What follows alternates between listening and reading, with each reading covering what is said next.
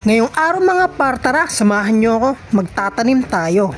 Ito nga pala yung mga buto na bigay ng aking pinsan. So ngayon galing to kay Yorme Ross Rizal. Baka naman mayor oh.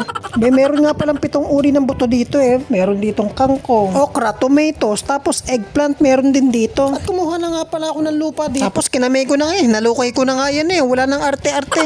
At ito mga par, ang itatanim ko nga pala dito ay talong para pampahaba daw ng talong.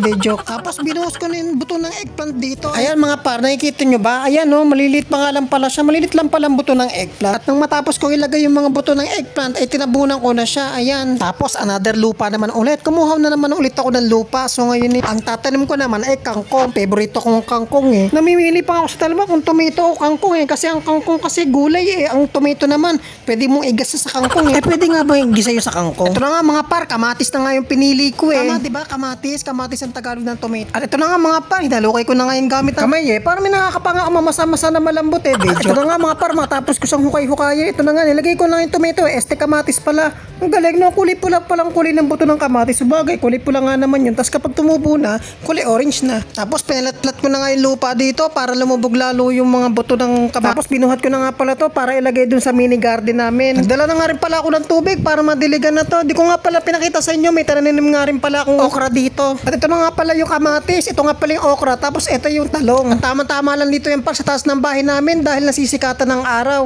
Ito yung kamatis, ito yung okra, tapos ito yung talong.